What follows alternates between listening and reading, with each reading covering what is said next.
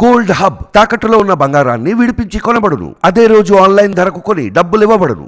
నమస్తే, welcome to మనం TV. ప్రస్తుత రాజకీయాల గురించి మనతో మాట్లాడడానికి డివి శ్రీనివాస్ గారు మనతో ఉన్నారు. నమస్కారం సార్. నమస్తే సార్, ఫోన్ ట్యాపింగ్ వ్యవహారంలో అంటే తీగలాగితే డొంక కదిలినట్టుగా రోజుకు ఒక కొత్త వ్యవహారం అయితే బయటకు వస్తుంది. అంటే నిన్నటి వరకు అంటే రాజకీయం చుట్టూ కేసీఆర్ చుట్టూ తిరిగిన ఫోన్ ట్యాపింగ్ వ్యవహారం ఈరోజు గల్లీలో కూడా చేరిపోయింది. అంటే 40 మంది అమ్మాయిలు ఫోన్ ట్యాపింగ్ చేశారని ఒక ఇద్దరు కానిస్టేబుల్ అరెస్ట్ చేయడం జరిగింది. అంటే ఈ వ్యవహారాన్ని అంతా ఎలా చూడొచ్చు సార్? ఇంకా అసలు డొంక కదల్లా. ఇవన్నీ కూడా ఏంటంటే మామూలు చిన్న చిన్న డొంకలే. ఓకే, ఇంకా త్వరగా ఇంకా కదలాల్సిన డొంక ఇంకా పెద్ద డొంక ఉంది. ఇప్పుడు ఈ నల్గొండలో ఈ పోలీసు ఇచ్చినటువంటి ఇన్ఫర్మేషను, అతని ద్వారా చేయించిన ఇన్స్పెక్టర్ భాగవతం, ఫోన్ ట్యాపింగ్ అనేది అది ఉమెన్ ట్రాఫికింగ్ అనే కోణంలో ఇప్పుడు కనపడుతుంది. అంటే money trafficking, okay, land trafficking, hawala trafficking, ఇక్కడ అనేక రకాలైన ట్రాఫికింగ్స్ జరిగాయి. ఒకటి కాదు, రెండు కాదు, మూడు కాదు అన్నమాట. వీళ్ళ ఇష్టారాజ్యంగా చేశారు. దీనికి సంబంధించినటువంటి టెక్నాలజీ కూడా మనం ఇజ్రాయెల్ టెక్నాలజీ ఎక్కడి నుంచి ఎక్విప్మెంట్ తెచ్చింది కూడా అవాస్తవం. ఆ టెక్నాలజీ కూడా ఇక్కడే వీళ్ళే సమకూర్చుకున్నట్టుగా కూడా కొత్త కోణం ఒకటి వెలుగులో చూస్తాం. ప్రణీత్ రావు ఇస్తున్నటువంటి సమాచారం ప్రకారం ఇక్కడ మనకేంటి, ఇక్కడ సిటీలోనే ఒక ఈ టెలికాం ఈ టెక్నాలజీలో పేరున్నటువంటి సాఫ్ట్వేర్ సంస్థ ద్వారా సమకూర్చుకున్నట్టు దీనికి కావాల్సిన ఎక్విప్మెంట్స్ అన్నీ కూడా మనం ఆ 2 గదుల్లో 17 కంప్యూటర్లు కానీ, ఒక 40 మంది కానీ, హార్డ్ డిస్క్లు, ఇవన్నీ కూడా మనం చూసాం. ఇప్పుడు ప్రణీత్ రావు ఇచ్చిన సమాచారం కూడా హార్డ్ డిస్కుల ధ్వంసం కూడా అతనికి ఎవరు హెల్ప్ చేయలేదు, అతను ఒక్కడే తీసుకువెళ్ళాడు. తను కూడా ఆ ద్విచక్ర వాహనం మీద హార్డ్ డిస్కులు తీసుకెళ్ళి అక్కడ 2 సార్లుగా ఆ మూసీ దగ్గర వాటిని ధ్వంసం చేసి పడేయటం. ఇప్పుడు దీనిలో ఇంకా రావాల్సింది ఏంటంటే ప్రభాకర్ రావు ఇక్కడికి వస్తే కానీ అసలు డొంక కదలదు. ప్రభాకర్ రావు వస్తానన్నాడు తప్ప ఇంతవరకు ఇంకా రాలేదు. ఆయన ఏంటి అసలు ఇప్పుడు ప్రణీత్ రావు పై ఎఫ్ఐఆర్ నమోదైన ముందే వెళ్ళిపోయారు.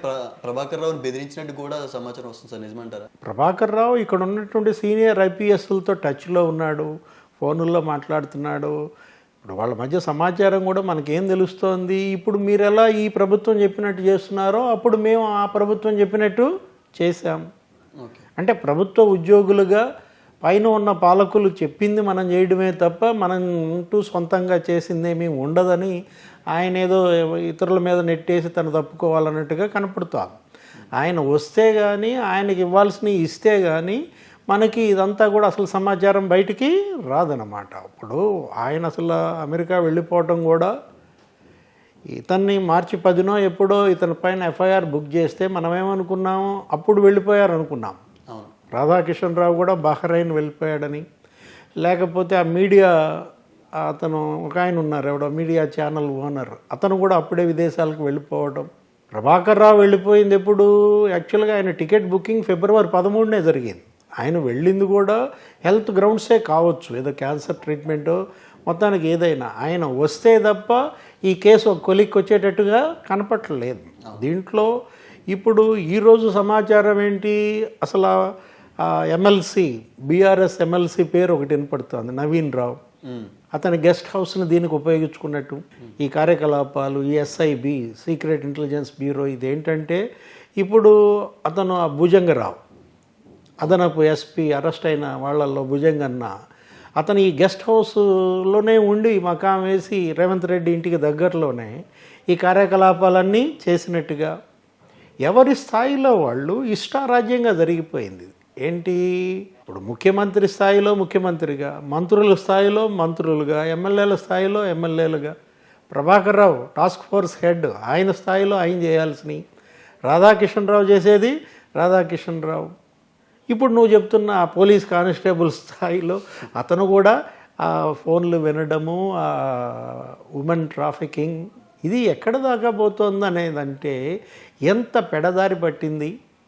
అవును, పాలన పైన గ్రిప్ ఎంత కోల్పోయారు, వీళ్ళు చేసిన తప్పుడు పనులకు ఎంతమంది బలయ్యారు, ఇది ఇంకా మొత్తం అంతా విచారణ రావాలి. అందుకోసమే దీని మీద కిషన్ రెడ్డి కూడా ఏమంటున్నారు, సిబిఐ ఎంక్వైరీ అడిగారు. ఏది దీనిపైన ఉన్నత స్థాయి దర్యాప్తు జరపాలి. బీజేపీ ఇన్వాల్వ్ అవుతుంది దీంట్లో. ఇది కాంగ్రెస్ పార్టీ పరంగానో రేవంత్ రెడ్డి ప్రభుత్వ పరంగానో చూడకూడదు. ఇప్పుడు ఇది జరుగుతున్నదంతా నువ్వు అన్నట్టు తీగ లాగారు, ఇంకా కదులుతున్న దాంట్లో నీకేంటి ఇంకా ప్రధానమైనటువంటి డొంక కదలాల్సిన అవసరం ఉంది. అది ఎప్పుడు కదులుద్ది? ఇది గనక సిబిఐకి వెళ్ళిందనుకో, బీజేపీ కోరిక మేరకు మన ఎంపీ లక్ష్మణ్ గారు డిమాండ్ చేశారు, కిషన్ రెడ్డి డిమాండ్ చేశాడు. అసలు ఆల్రెడీ రఘునందన్ రావు అయితే ధ్వజం ఎత్తారు. అప్పుడు రఘునందన్ రావు ఎలక్షన్ అప్పుడు కూడా ₹1 కోటి పట్టుకున్నారు. ఏంటి అక్కడ సిద్దిపేట ఏదో చిట్ ఫండ్స్కి సంబంధించి వీళ్ళ బంధువులు దాంట్లో అతను ఎవరో Serilingampally incharge contested candidate BJP Anand Sagar ఎవరో ఉన్నారు, ఆయన ఒక 60 లక్షలు పట్టుకున్నారు. వీళ్ళు ఏం చేశారంటే ఇష్టం వచ్చినట్లుగా వీళ్ళు ఆ ఫోన్ల ద్వారా విని ఆ సమాచారం తెలుసుకుని ఆ డబ్బు ఏం చేశారు, పట్టుకున్న డబ్బు వీళ్ళు ఏం చేయాలా, ఎలక్షన్ కమిషన్కి అప్పచెప్పాలి.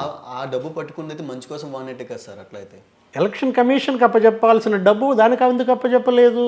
మంచి కోసం, నువ్వు అన్నట్టు మంచి కోసం అయితే అప్పచెప్పాల్సింది ఎవరికి? కేంద్ర ఎన్నికల సంఘం ప్రభుత్వానికి కదా. ఆ పట్టుకున్న డబ్బు దాన్ని ఏం చేశారు, అదేదో హవాలాగా చూపించి వాళ్ళని సాధించటం కోసం, వీళ్ళ మామూళ్ళు దండుకోవటం కోసం ఎంత పట్టుకున్నారు, ఎన్ని దాడులు చేశారు, ఎవరెవరు సీక్రెట్ ఇంటెలిజెన్స్ ఈ ఎస్ఐబిలో ఎవరి పాత్ర ఏంటి, ఓకే, వీటన్నిటిపైన నీకు ఉన్నత స్థాయి దర్యాప్తు జరిపితే తప్ప మొత్తం అంతా కూడా ఒక కొలిక్కి రాదు. ఇప్పుడు ఇవన్నీ కూడా ఏమవుతున్నాయి, రకరకాలుగా అటు ఇటు డైవర్షన్ అవుతాను. ఒక చోట నల్గొండలో ఉమెన్ ట్రాఫికింగ్ వాడుకున్నారు, సిటీలో హవాలాకు వాడుకున్నారు, లేదు మంత్రుల స్థాయిలో ఇంకా ప్రత్యర్థుల యొక్క ఫోన్ విన్నారు, ముఖ్యమంత్రి స్థాయిలో అసలు ప్రధాన ప్రతిపక్ష నాయకుడిగా పిసిసి అధ్యక్షుడు రేవంత్ రెడ్డి ఇంటి మీదే నిఘా పెట్టినట్టు, ఆయన అసలు ఇల్లు మొత్తం అది ఏమనాలా, అది హౌస్ ట్రాఫికింగ్ అనమాట. ఆయన ఇంటినే వీళ్ళు రోడ్డు మీద పెట్టారు. ఆ ఇంట్లో వాళ్ళు మాట్లాడుకునేటువంటి సమాచారం మొత్తం వీళ్ళు విన్నారు. భార్యాభర్తలు మాట్లాడుకునే మాటలు 10 లక్షల పైగా ఫోన్లు జరిగిందంటే ట్యాపింగ్. అటు జర్నలిస్టుల ఫోన్లు, ఇటు అపోజిషన్ పార్టీ లీడర్స్ ఫోన్స్, ఒకటని కాదు కదా, ఇటు రియల్ ఎస్టేట్ వ్యాపారుల ఫోన్లు, జ్యువెలరీస్ మర్చెంట్స్ వాళ్ళ ఫోన్లు. అంటే ఏంటి, ఎక్కడైతే వీళ్ళకి డబ్బు దొరుకుతుంది, ఎవరినైతే బాధి మనం వసూళ్ళు చేసుకోవచ్చు, ఈ విధంగా ఒక మాఫియాగా వీళ్ళు చెలరేగిపోయారు. అంటే ఇప్పుడు డబ్బులు లాగడం కోసం అలా చేశారంటే ఒక అంటే తప్పే, అది కూడా అర్థం ఉంది. కానీ 40 మంది మహిళలు ఫోన్ ట్యాపింగ్ చేయడం ఏంటి సార్ అసలు? ఎవరిది వాళ్ళ స్థాయిలో వాడు.